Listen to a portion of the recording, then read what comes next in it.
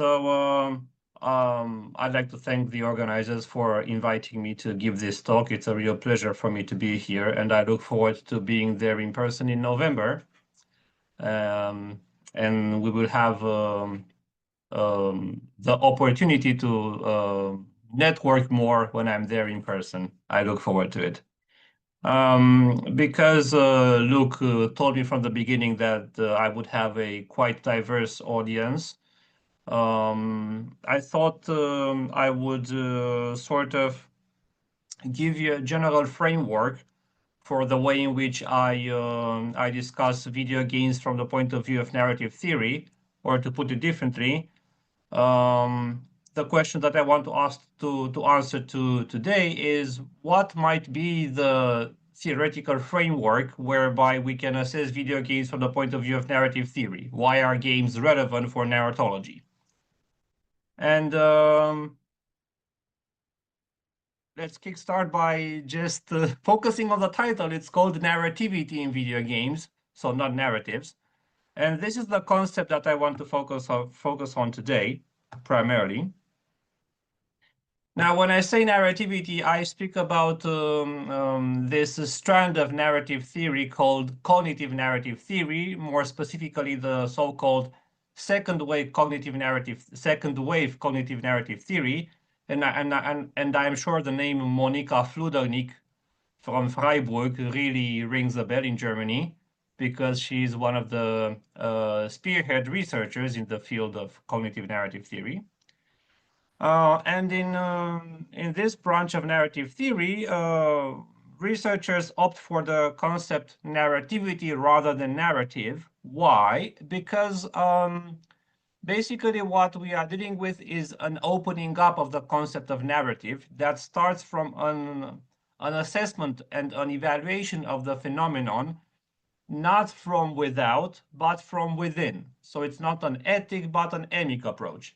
So cognitive narrative theory is very much interested first and foremost on how day-to-day users of narratives, which includes basically everybody around the world, if you wish, employs narrative for multiple purposes. One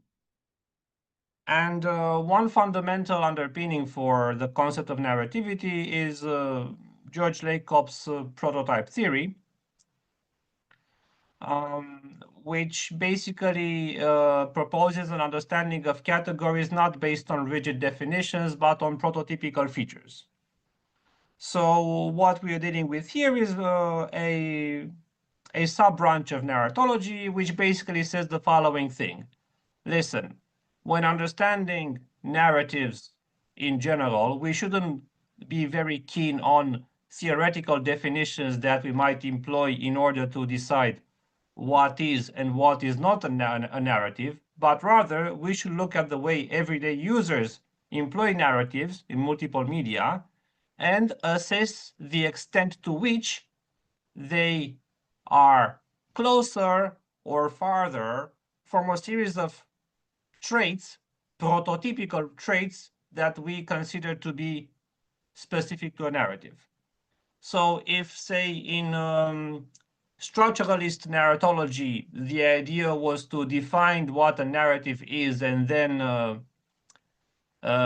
decide what counts as a narrative and what does not. In narrative theory, the concept of narrativity is employed to assess the extent to which various cultural products, including video games, have degrees of narrativity.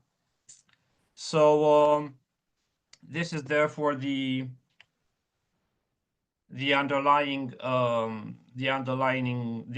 assumption of my presentation today. So I start from the assumption, in accordance with the second wave cognitive narrative theory, that we don't really have narratives. We have cultural products with various degrees of narrativity, and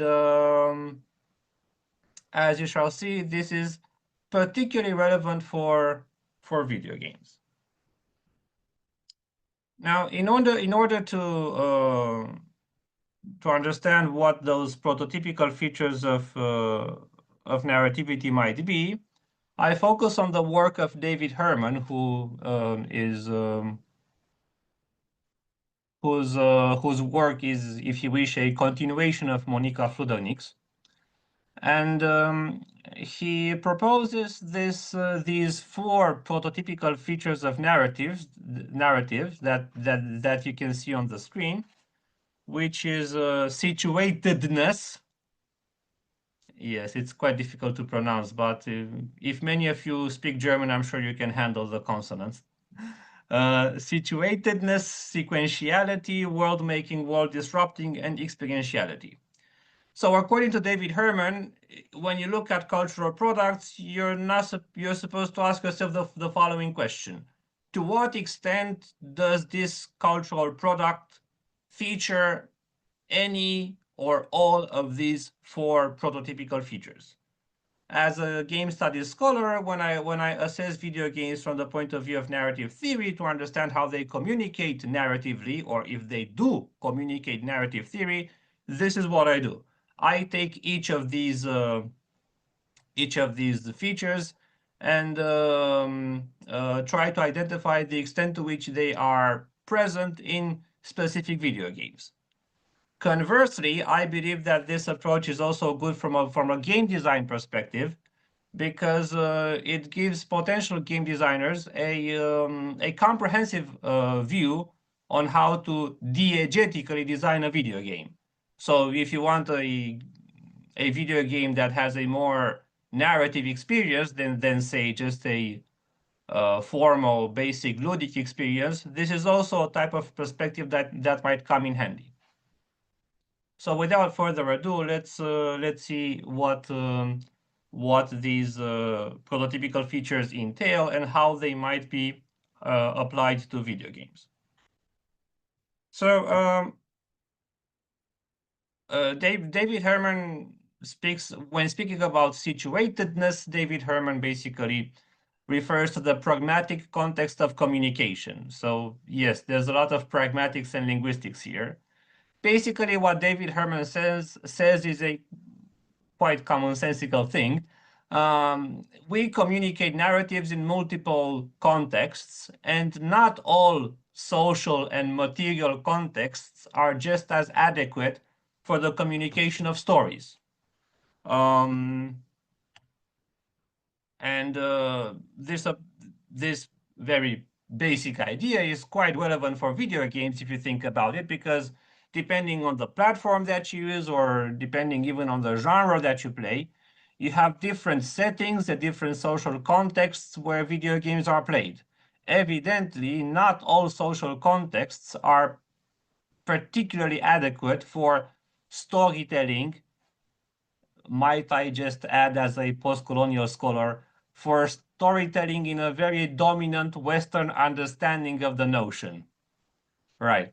So on the screen, you can see the slide where, I draw this comparison between arcade gaming and console gaming.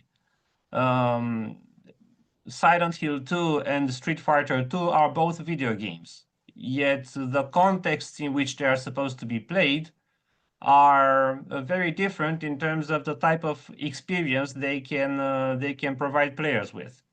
It goes without saying that a game designed for the arcade is very much focused on quick gameplay sessions that would then make players insert the coin. Not the same can be said of a video game that one is expected to play at home or in their bedroom, which would then provide the, I don't know, tranquility and the time to really delve into the world of the game. So when assessing the level of narrativity of a video game, David Herman, according to David Herman, or taking up David Herman's theory, we first have to look at the extra-textual, if you wish, characteristics. So what is the platform, what is the social context, and to what extent does this pragmatic context of communication facilitate diegetic communication? And yeah, the comparison arcade console gaming, I think, is quite telling in this respect. The second prototypical feature of narrativity, which David Herman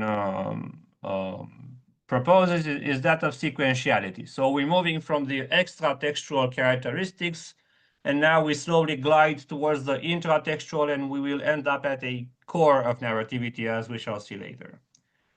So the second characteristic, the second prototypical feature of that is that of sequentiality, which is basically the following aspect. In order to have a narrative, first, yeah, you need a pragmatic context that is adequate for diegetic communication. But once you have that context, then according to David Herman, you will require a cultural product which can represent or simulate events which are causally and temporally linked. Again, this is a tributary to a very dominant Western understanding of narrative. I don't know if John Barth's short stories would necessarily um, tick the boxes. But again, within this dominant understanding of narrative within Western culture, yeah, according to David Herman, from an insider perspective of using diegetic communication, this would be indeed a second prototypical feature. Now, when we speak about causal and temporal relations, we basically talk about narrative structures, or what we conventionally refer to as a plot. And we have, of course, uh, the very old pyramid by Freytag, who identifies the following plot structure that you see on the screen in multiple narratives. And it goes without saying that narratives today tend to be a bit more complex, but it is good to have a look at Freytag's pyramid to reach this. The three-act structure. So I have already said a couple of times that when talking about prototypical features of narrativity, we focus on the dominant Western understanding of narratives. And if you look at video games, you will notice that basically they are very much, their plots are very much a tributary to Hollywood cinema. Mainstream video games employ this three-act structure in order to realize this gameplay, non-gameplay dynamic between, play sessions and cutscenes and other linear moments of representation. So basically, assessing the level of narrativity of a video game implies, after assessing the appropriatedness of the pragmatic context of communication, assessing the extent to which you have a plot structure, where, of course, we have to be aware of local cultural norms. In our Western culture, in AAA video games, the Hollywoodian three-act structure is very often present. And a very conventional way in which this plot structure is employed in video games is the following one. Usually, Act 1 is not very playable, or if it is playable, then basically you have a tutorial which is diegetically framed as either as training or as a normal day in the life of the protagonist. Then you have a plot point which creates a big disruption in the story world of the game that then leads to rising action. Basically, most of the gameplay, or the part of the plot which is gamified the most, is the rising action. Why? Because, well, it is that part of the story world, it is that part of the game that lends itself very easily to procedural representation, and it also has a very important stake. So think about it. Basically, the events that occur in Act 1 do not have much diegetic relevance. That is, they don't really push the story forward in any way. They just indirectly give you insight into the diegetic and the ludic profile of the protagonist, that is, of the playable character. So in the tutorial, which is diegetically framed as something, training, a day in the life of, etc., you get to master the core mechanics of the game. And by virtue of this introduction, you also learn the main diegetic coordinates of the story world. It is with the plot point in Act 1 that something disruptive happens, which then coerces you, the player, to play and help the playable character restore balance in the world of the game. Uh, I apologize. So, what we're dealing with from Act 1 onwards is, again, more playability and a rhythm of gameplay, non-gameplay, whereby basically the game engine makes sure that ludic progress in the game also has a diegetic meaning. So, in your typical game design, you will have what? A level of gameplay. At the end, the specific level has a cutscene which gives the diegetic meaning to what has happened, and then projects diegetic meaning onto the next level. So, right, this is how events are causally and temporally linked. Right, they occur in a sequentiality which projects diegetic meaning onto gameplay. Very importantly, also. We also have to consider the fact that sequentiality is the source of a lot of diegetic pleasure, in the sense that the way in which game designers narratively design a video game can produce various forms of suspense um, engendered by the temporal and causal link between the events. And Moril Orion proposes this taxonomy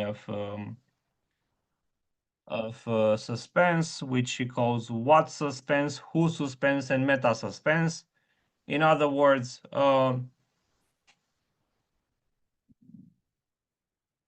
judging by the way in which the order of the events are arranged, you can have a gameplay experience which motivates you to play because you want to know what will happen in the future.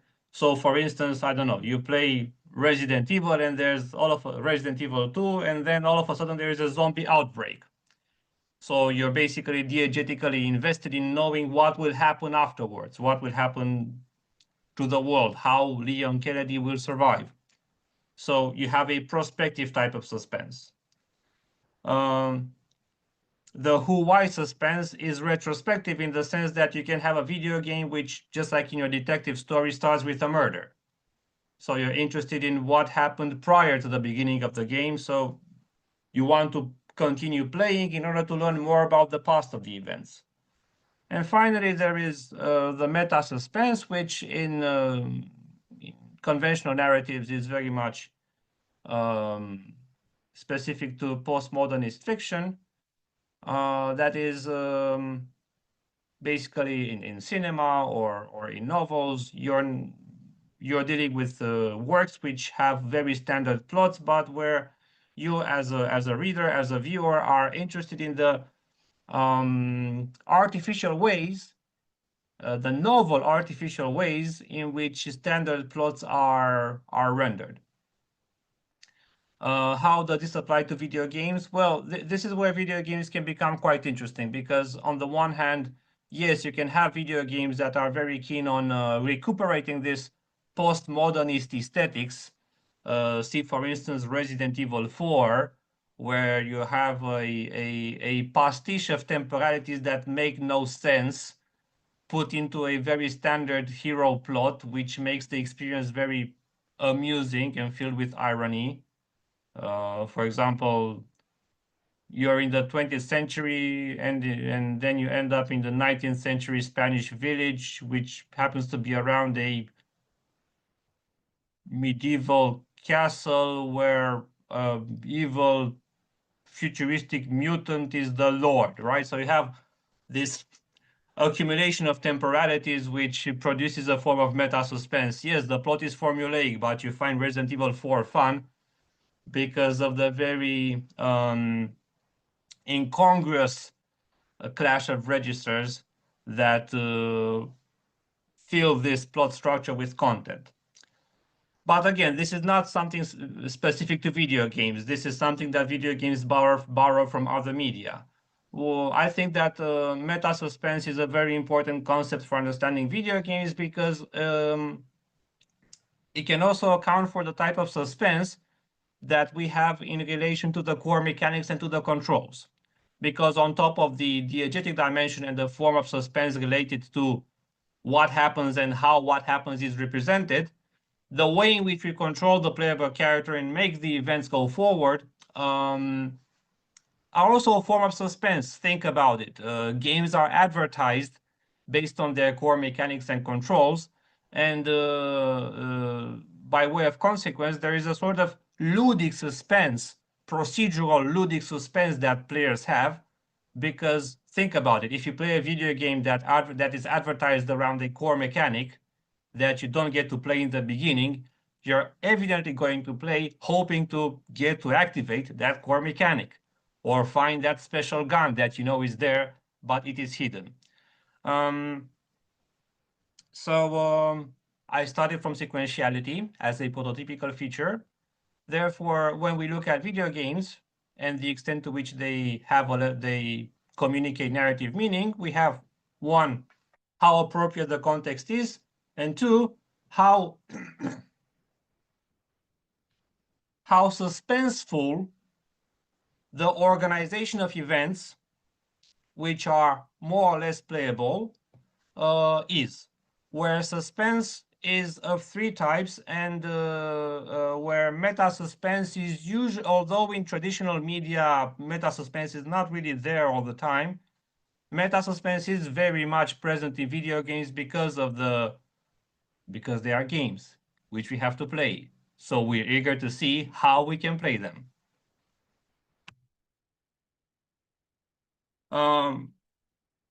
The third, by the way, look, can you please announce me when I'm running out of time, like 7 minutes beforehand?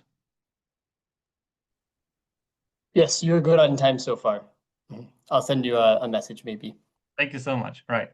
So the third prototypical feature of narrativity proposed by David Herman is world making, world disrupting. Right. Now we're getting to the core of cognitive narrative theory. So basically what David Herman and other scholars in the field say is that we shouldn't equate the material sign with the narrative. Now, this is something that we've known since structuralism. Yeah, there is the signifier and the signified, but it's not just about that. Basically, what they're saying is that a narrative is neither the set of material signs that communicate it. So a narrative is not the sum of the letters and words in a novel.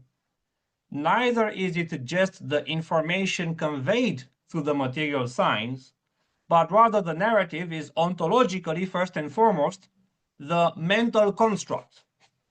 That is, when confronted with a narrative medium, what interpreters do is that they extrapolate from the material signs and from the information that they get through the material signs, and they make a variety of inferences that enable them to construct a mental story world which is always bigger than what is represented by the material signs.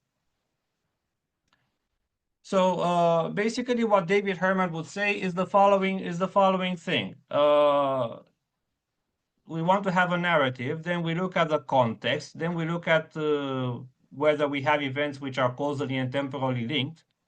But then, and this is the core aspect, the question that we need to ask is, do we have enough material signs in the medium to enable the interpreter to construct a mental story world, which would then uphold all the causal and temporal links that can produce suspense, for example. So when we say world making, we're dealing with a very, if you wish, quantitative approach, right? So if you want to have a narrative experience, you need a video game which has enough material science to enable you to make the inferences that then constructs this story world with events which are causally and temporally linked. And one fundamental aspect about this story world, about this world that will enable it to become a story world, is the world disrupting event. And now we're getting one step closer to the core of narrativity. So basically, the idea is the following one. Going back to sequentiality and the traditional three structure act. What happens before the first plot point in Act 1 is not very diegetically relevant. It doesn't push the story forward. It is with the traumatic event that you start to empathize with the playable character, and then you really get motivated to play a series of events which really move the story forward, right? So basically, you can't have a story in our dominant Western understanding of the term if you don't have an event which disrupts the equilibrium in the story world in such a manner that motivates the characters and, by way of consequence, the player to play. Now, again, as somebody who does a lot of post-colonial theory, I do want to stress that when you say world disrupting event, we really place ourselves in ideology. Now, evidently, in order for an event to disrupt an equilibrium in a story world, the story world needs to have a status quo. There needs to be some form of normal there, which can be disrupted, right? So we need to be, whenever we assess this world disrupting event, we should also be aware of this ideological dimension of stories, and be a bit critical with respect to what the normal is. And usually when I teach this to my students, I give them the following example. 1 second, please.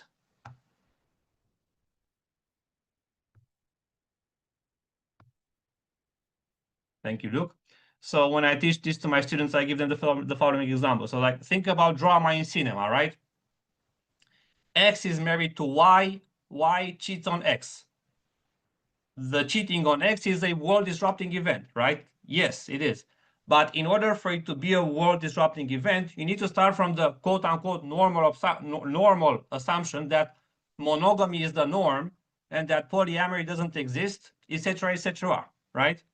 If both partners are in an open marriage and they are transparent about it, then you don't really have a traumatic event there, right? So I don't know whether this is the best example, but it shows you how, when a world is disrupted by an event, it means that there has to be some normal state from which to start.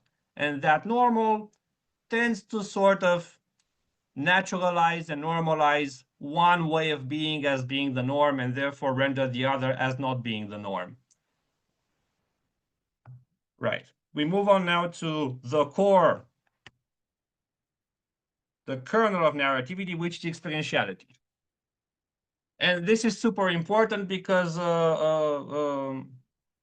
before David Herman's 4 prototypical features, if you read Monika Fludernik's Towards a Natural, quote-unquote, Narratology, 1996, Routledge, London. I can cite it by heart, apparently. Yes. Also met Monika Fludernik in 2016. Anyway, I'm sorry, I'm fangirling. So,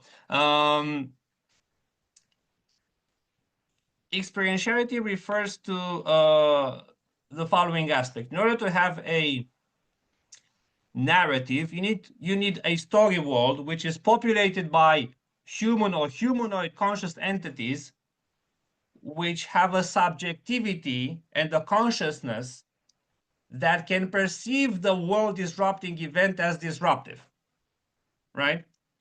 So to give you an example, if I film somebody,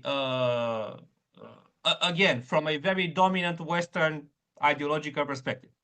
So if I show you if I show you footage of somebody chopping down a tree with an axe, you'll be very meh, right? But if I show you footage of somebody chopping down somebody else with an axe, therefore maiming them, you will be very shocked. Why? Because you don't empathize with the tree, but you empathize with other humans. And this is the core aspect of narrativity. At the core of narrativity, you need a consciousness with whom you can empathize and through which you have access to the events of the world. And this is particularly important for video games because video games, as I argue in my next book, are basically a form of immaterial labor. You work a lot when you play a video game, don't you? It's just like working at the office. You have to deal with spreadsheets, you have to crunch numbers, you have to do this and that and do this and that, and there's a deadline, and it's just like being at the office, but you're at home and you have shiny objects on your screen. Why do you do it? Do you miss Excel files? Do you miss Google Sheets? No, you do it because those upgrade points and Google and Sheets and data files and the controls you have to memorize and everything are linked to a in-world consciousness which has suffered immensely, and you empathize with that consciousness and you are motivated to play, right? So yes, of course, there is the fun of dealing with the challenges. But if you look at video games today, they are super complex and annoying. Like, have you played Horizon Forbidden West? The amount of work you have to put in that game is humongous. I mean, I play honestly the effort I put in that game is basically the effort I put in my PhD, and I'm not joking. And my PhD was difficult, right? Why did I play it? I played it because it was poor Aloy and the burden on her back to save the world from a second extinction, right? So notice how motivation to play is strongly linked to there being a consciousness, which then enables you to empathize with it. And this empathy is conveyed through diegetic means, right? You don't empathize with the cube in Tetris, but you do empathize with a playable character that looks like a human, that has a set of core mechanics, but those core mechanics are linked to an internal goal and conflict of the playable character that you feel sorry for, right? So basically, the main question that we need to ask in order to assess the extent to which a video game has a high degree of narrativity is, do I have a playable character with a complex consciousness through which I am granted insight into the world of the game? So in other words, are the events of the world filtered through some form of consciousness that cue empathy with the playable character? And if all these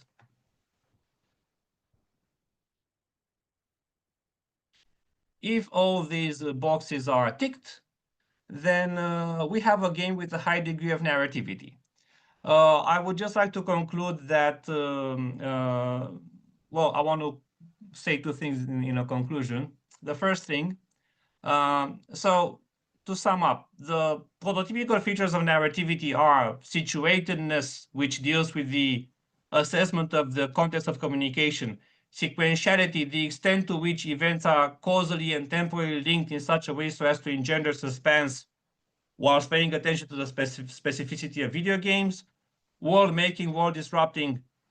Are the events represented through enough material science for me to be able to create a mental story world? World disrupting, does this story world contain a disruptive event? And finally, and most importantly, do I have a playable character which is diegetically complex and has a consciousness that will enable that playable character to feel the event as being disruptive in order for me to empathize with the playable character and be motivated to play Death Stranding for 100 hours. It goes without saying that this is a very rhetorical and theoretical analysis, and of course it would be very interesting if somebody took up the sociological endeavor to, do some quantitative approach, put players in a room, ask them interviews, and see to what extent this theory holds water.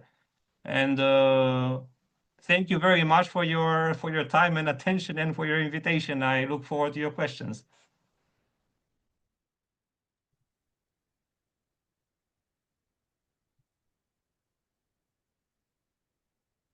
Thank you, Dr. Nye. As you can see, we have a full house here, and we have a pretty full house online too. So I'm going to, we'll open up the floor for questions and discussion. Maybe we can also do a little bit of lifting, maybe to, to honor the cultural traditions of where we are right now. And so let's see, do we want to, we'll start just to see if anybody has any questions, thoughts. First, maybe online.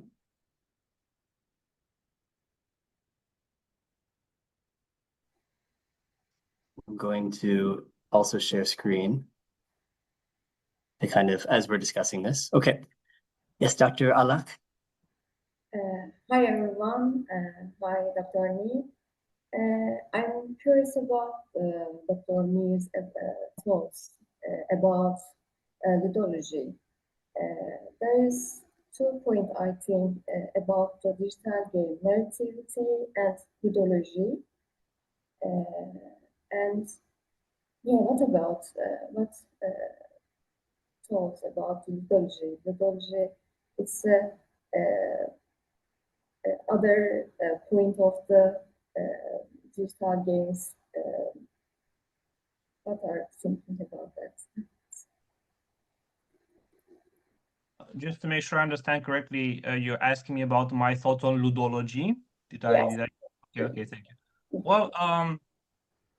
Well, evidently, since Luke told me to speak about narratives in video games, I didn't really focus on the ludic dimension that much. But one of the main advantages of cognitive narrative theory is that when applied to video games, it really makes room for the procedural dimension of play. So back in the 2000s, Espen Arset famously criticized film studies and narratology for trying to colonize game studies because he believed, and he was partially right, that people were trying to impose a framework that had been devised for novels and films onto a medium which was essentially very different. And he had a point in the end. Actually, the problem with classical narratology is that it's not really equipped to assess immaterial rules, which are the core mechanics, right? Narrative theory traditionally focuses on representation. So you analyze what is communicated through the material signs. I think that cognitive narrative theory enables us to factor in the immaterial rules, which are then animated and visually and orally represented into the story world. How does it do that? Well, for instance, when we talk about the diegetic profiles of characters, we can look at the core mechanics as an aspect of their diegetic profile. To give you an example, when you play Silent Hill 2, which is one of the part of the video game canon now, you will notice that the core mechanics are quasi-broken. It's immensely frustrating and annoying to play as James Sunderland. However, in tandem with his diegetic profile as a bereft husband who is clearly traumatized and who claims to have received a letter from his dead wife, you can consequently narrativize Monica Fludanik's concept. You can narrativize the core mechanics as a procedural representation of his psychological state, which then creates a consonance between gameplay and diegetic profile, and gives you with this very, artistic, cathartic experience, right? Where gameplay is not just about play, it's also about diegetic communication, right?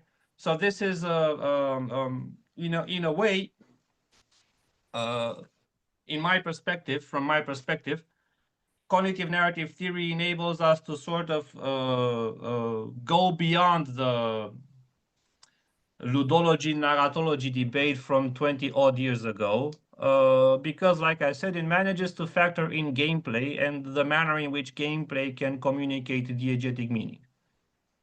And I hope to write a book about that at some point. If they invent, so if they invent something for, I don't know.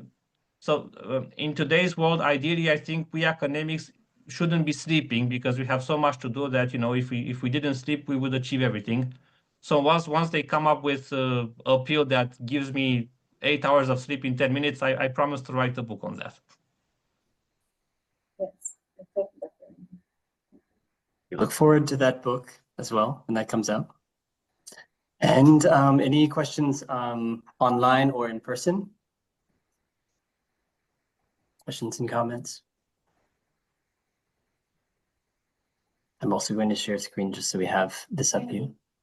Yes, please. Yes. Mhm. I would like to know, how far do you think is the disrupting event really like culturally based? Because I think, of course, in your example of like the marriage thing, there is a cultural event, but you could break it down to basically there is a lie and a breach of trust, which I think is a somewhat universal concept. So how far do you think can you break it down to make it more universal, or do you think it is ultimately always a cultural thing? That's a great question. I think it's fundamentally cultural because to me, it doesn't get more artificial and culturally specific than the video game. World disrupting events are fundamentally about our perceptions of the world and the way we project ideals onto representation. So I don't see any way in which we could sort of perceive something as being disruptive outside the cultural norms within which we operate.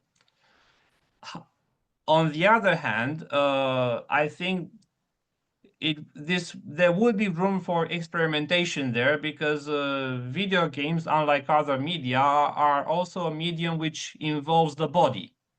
This is one of the reasons why, in my view, video games have for so long been shunned as an object of worthy study in academia, because we live in this post-Kantian world, as I'm sure you know there. Die Kritik der reinen Urteilskraft was quite a hit, apparently, and ever since Kant's famous book, we believe that if a medium stimulates the intellect, it's good. If it stimulates the body, it's bad. Thankfully, in recent decades, this hierarchy between intellectual and somatic media has been challenged, especially by postmodernism. So I think that game designers could sort of, maybe think of a world disrupting event that is more focused on a somatic reception rather than an intellectual reception. And then in this way, we could sort of maybe, get out of the cultural box. I'm just speculating here. But otherwise, within this very traditional understanding of narrative, yeah, you can only have a world disrupting event which is cultural and speaks to a particular community that shares a particular value or set of values. I mean, think about it, like we often, when we watch films from 100 years ago, or we read books from the 19th century, and there are some plot points there, and we're like, oh my God, so much drama. The issues people had back then, So, yeah, I hope this answers your question.